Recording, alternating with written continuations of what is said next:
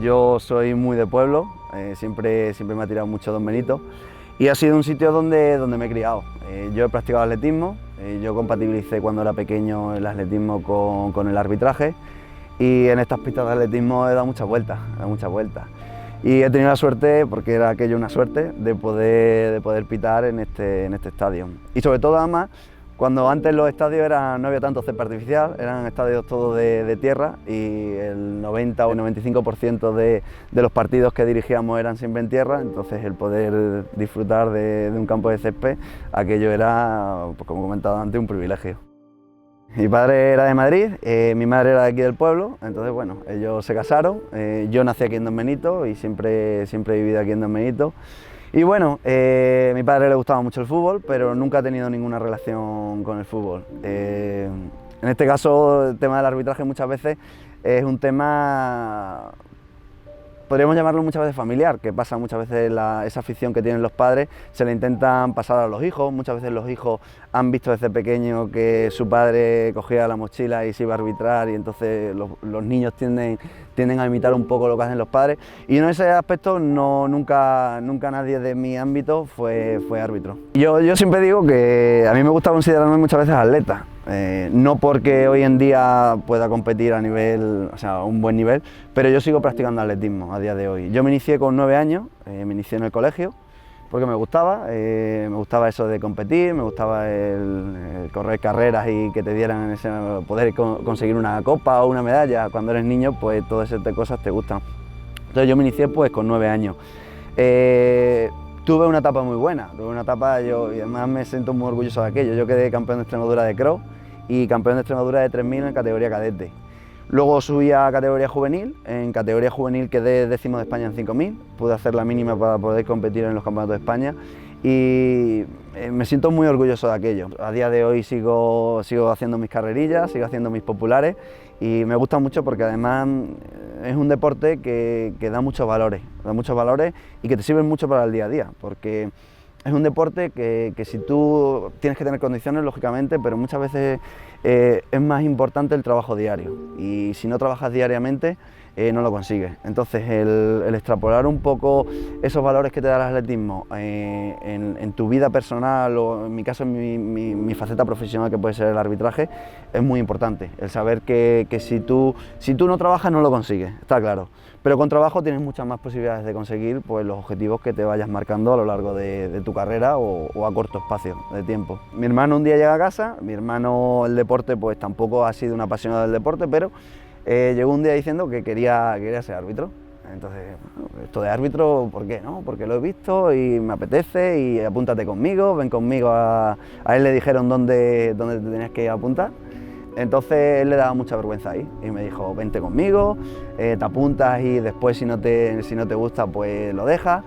Entonces yo le dije que no, que yo estaba con el atletismo. Por aquello entonces estaba compatibilizando un poco lo que era el fútbol sala, fútbol 7, que jugaba de portero, con el atletismo y yo decía que no tenía tiempo para más, que no me iba a dar tiempo para el arbitraje. Entonces dice, vente conmigo, te apuntas y si no te gusta pues ya lo dejas, pero por lo menos me haces el favor de acompañarme. Y ahí empezó un poco todo. Al poco tiempo me gustó, no que al poco tiempo, sino cuando probé me gustó. Ya no solamente por el arbitraje en sí, sino porque también cuando una vez que te inicias en una actividad se convierte un poco en tu modo de vida en ese momento, porque creas amistades, generas una dinámica de los fines de semana de irte a arbitrar, al final los compañeros se convierten en tus amigos, tú también arrastras a tus amigos a que puedan apuntarse, entonces al final pues se cierra un poco el círculo y lo que en un momento determinado tú entrabas como una actividad, bueno, por probar, se convierte en tu día a día. Es verdad que hay momentos duros, sobre todo en categorías inferiores, cuando tú vas a pitar, yo empecé muy pequeño y entonces esas categorías las pasé siendo todavía un niño, siendo un adolescente. Entonces se viven realmente momentos duros porque hay mucha falta de respeto, padres que presentan cierta agresividad, y yo tuve un momento en el que me agredieron con 15 años en un partido de juveniles. Yo estaba solo en un pueblo y me agredieron. Entonces muchas veces te planteas de decir, ¿te merece la pena esto? ¿Te merece la pena el que te expongas ya no solamente, que te expongas físicamente en un pueblo que estás solo con 15 años y que te agreda una persona de 30 y tantos años? Te lo planteas, pero en ningún momento me planteé el dejar el arbitraje. Y no, era algo que me gustaba, era algo que sentía pasión por ello y iba a continuar. Al final no dejaba de ser una piedra en el camino. Es verdad que yo siempre destacaba, o decían que destacaba, porque fui quemando las etapas muy rápido. Yo llego a primera regional con 16 años, con 15 años, subo con 16 a preferente.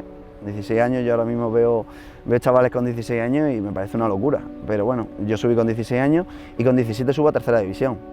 La tercera extremeña era una tercera fuerte, estaba el Cacereño, estaba el Don Benito, estaba el Villanovense, o sea, era una tercera que era muy fuerte. Entonces con 17 años plantarte a dirigir partidos de categoría nacional como la tercera división ya era un reto. Yo estoy 5 años en tercera división y el quinto año ya se me hacía un poco largo, no largo, sino que yo ya quería más. Quizás en la tercera división fue cuando asciendo a segunda B, es cuando realmente me lo planteé y digo, oye, que puedo tener un futuro. Yo nunca he dudado de que pudiera siempre llegar a metas superiores. No te planteas primera división, nunca, ni te planteas internacional, pero sí me planteaba siempre la inmediatamente superior que tenía. Entonces, yo cuando estaba en tercera división, mi meta era subir a segunda B. Para mí la segunda B era la mejor categoría que había y yo tenía que llegar a esa categoría. Pero es que me pasó lo mismo con segunda división B. Cuando llego a segunda división B, quiero la segunda, porque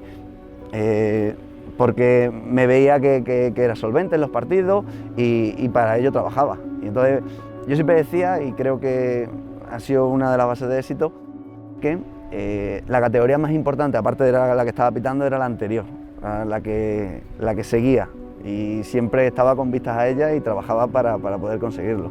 Entonces quizás si me haces un punto de inflexión, seguramente sea cuando ascendí a segunda división B. Para mí la primera división es el fútbol de élite, el fútbol es un sueño hecho realidad, es decir, he podido participar en primera división.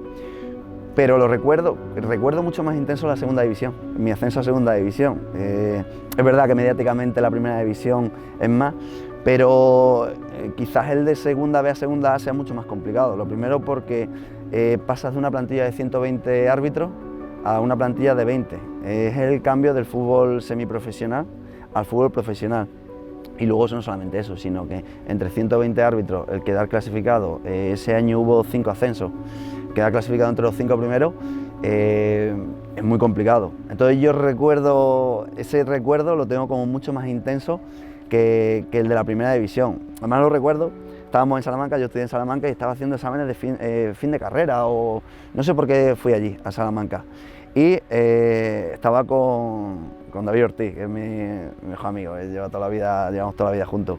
Y recuerdo que más o menos se sabía que esa mañana iban a llamar a los ascensos. Entonces yo cuando vi aquel número de teléfono, que era un 93, este vicepresidente era de Barcelona, y de que vi el número 93, a mí se me aceleró el corazón. O sea, yo recuerdo ese momento pocas veces no lloro nunca de alegría, y aquel día lloré de alegría. Es que lo recuerdo perfectamente, y estaba al lado mi amigo Chamo, como le conocemos, y le dije, Chamo, que me están llamando, que voy a ascender, Que tú fíjate, en este caso no hubieran llamado nunca para descender porque estaba en segunda división B, pero yo sabía que si recibía esa llamada ese día era para una buena noticia, y lo recuerdo perfectamente. Yo consigo la internacionalidad con 29 años, creo que fue. Sí, 28, 29 años me hacen internacional. Entonces, es una responsabilidad muy grande, porque al final tú cuando te expones a un partido de primera división, lógicamente vas representando al colectivo arbitral, pero ya salir fuera, en la frontera, salir fuera de España, ya vas representando el colectivo arbitral español. Entonces es una gran responsabilidad la que tienes. Y luego, sobre todo, porque a nivel internacional es muy complicado. Al final hablamos de muchísimos árbitros en toda Europa, y el poder destacar sobre ellos o con ellos es muy difícil. Entonces se te abre un mundo nuevo en el que tienes que aprender mucho y en el que tienes que adaptarte con la mayor celeridad posible. Mucha más responsabilidad, porque tú antes en un partido, pues bueno, de categorías inferiores, pues estaba permitido también fallar porque estabas en fútbol amateur. Entonces ahí se permite fallar, pero en el fútbol profesional no se permite fallar. Entonces el nivel de exigencia es enorme. Entonces, hoy en día, todo lo que puedas hacer para mejorar en tu arbitraje, lo tienes que hacer, porque te lo demanda la categoría. Y no solamente porque alguien te lo vaya a demandar desde fuera, como pueden ser tus jefes o puede ser el entorno, sino porque el primero que te lo tienes que demandar eres tú. Como todo nuevo sistema que se implanta y que hay que adaptarse a ello, pues estamos adaptándonos aún. Ha habido una buena adaptación porque ha habido un trabajo enorme. Llevamos desde que se puso en marcha o desde que se supo que iba a haber VAR, a través vía comité de árbitros, vía federación, hemos estado trabajando pero echando muchísimas horas en cursos, en formación, en todos los recursos que hemos podido, todos los recursos que nos ha dado el comité de árbitros y que hemos podido hacer, hemos estado en ello. Y ahora pues creo que está siendo muy positivo, porque yo siempre había una frase de Colina que decía, me acuerdo una vez dando una conferencia, él decía, ¿sabéis qué tiempo tardamos, en construir un árbitro de élite? Dice, en torno a unos 25 años. Dice, ¿sabéis cuánto tiempo tardamos en destrozarlo? 90 minutos. Y es verdad, esto es muy desagradecido. Tú llevas trabajando toda tu vida para un determinado evento, llámese una final, llámese una fase final de campeonato europeo, una fase final de un mundial, y llevas trabajando toda tu vida para ese momento. Y hay ciertas situaciones en las cuales es muy complicado verlas. Una mano que te coge tapada con el mismo cuerpo del futbolista y no la ves y decide un partido, eso te destroza arbitralmente hablando, ¿sabes? Y son situaciones que realmente tú, humanamente, tú dices, es que es imposible ver esa mano. Pues ahora con la tecnología eso no va a pasar. Entonces tienes esa tranquilidad, entre comillas, de cuando sabes que puede haber un gran escándalo por una decisión que hayas dejado de tomar o que la has tomado erróneamente, sabes que eso ya no va a ocurrir, porque va a haber ese ángel de la guarda, por así llamarlo, que tienes en el estudio o en el board, como se llama, que va a decir, oye Jesús, ha habido una mano, ese gol no es correcto, no puede subir al marcador. Entonces tienes esa tranquilidad, pero la manera de arbitrar tiene que seguir siendo la misma, salvo matices para poder adaptar el sistema, pero tiene que ser igual. Nunca llegas solo, siempre necesitas rodearte de un buen equipo, porque si no es imposible llegar, y de muy buena gente alrededor, eso es fundamental. Ángel llega conmigo en segunda A, él iba con otro árbitro y yo iba con otro asistente, entonces conseguimos el ascenso por separado a segunda división A, y en segunda división A pues empezamos ahí juntos.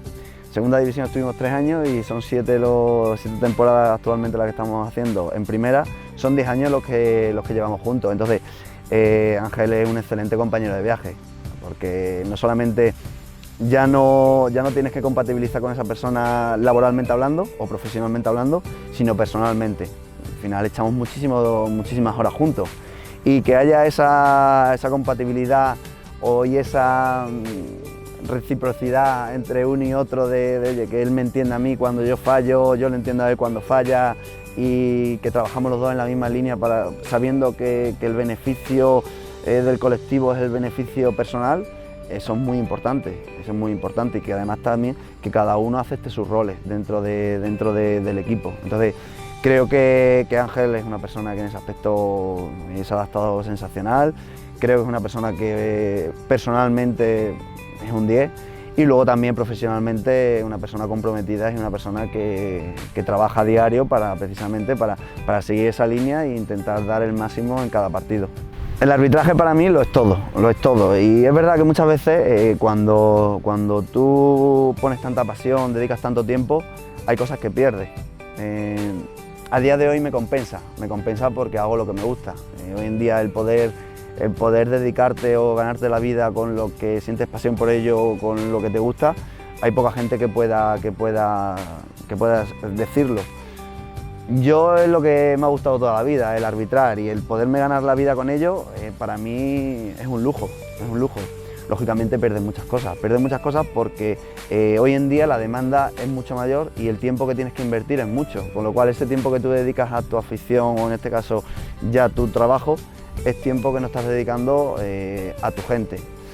Ellos siempre están ahí y es verdad que muchas veces te demandan, y dices, oye Jesús, que estás poco tiempo con nosotros en los diferentes ámbitos que haya, pero siempre lo entienden y ellos entienden, siempre parten de la base de que es mi pasión, de que es lo que me gusta, de que es mi modo de vida y ellos entienden perfectamente y empatizan con la demanda que ellos suponen. Entonces, bueno, siempre hay una comprensión por parte de todos ellos. Es duro, lo primero a nivel personal. A nivel personal, nosotros somos muy autocríticos, o sea, los árbitros. Cuando tú cometes un fallo grande que ha podido perjudicar a algún equipo, esa semana es muy dura. Es muy dura porque tú eres un profesional de ello y tú quieres hacerlo bien. Para nosotros el hacerlo bien supone el acertar en cada una de las decisiones y en perjudicar lo menos posible a ningún equipo. Entonces, cuando tú fallas, lo primero que estás fallando a ti, porque mi continuidad en el arbitraje va a depender de los aciertos que yo tenga durante un partido y a lo largo de mi carrera. Entonces, lo primero que te hipotecas tú. A nivel mediático, tus seres queridos, la gente que te rodea, es más por lo que lo sientes, porque la gente no es consciente de que ese ataque que se hace a una figura profesional muchas veces trasciende a la figura personal. Entonces, hay mucha gente que te rodea y esa gente muchas veces lo sufre.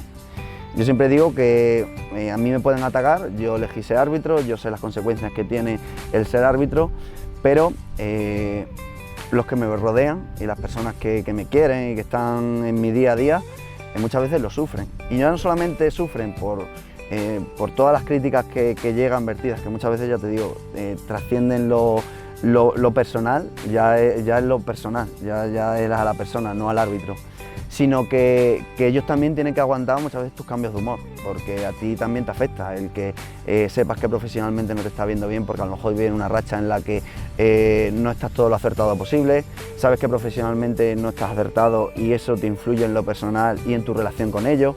Entonces, el saber conllevar todo eso es un mérito para todas las personas que te rodean. A mí, por ejemplo, de deporte, y siempre lo digo porque me llama mucho la atención, Rafa Nadal. Es verdad que es un referente para muchos deportistas, pero ya no solamente a nivel deportivo, sino a nivel personal. Me parece que una persona al nivel que ha llegado, con lo que ha conseguido Rafa Nadal en el tenis, el que sea una persona de a pie, que sea una persona, el otro día lo veíamos trabajando y ayudando allí cuando hubo el desastre en Mallorca, me parece un ejemplo de todo.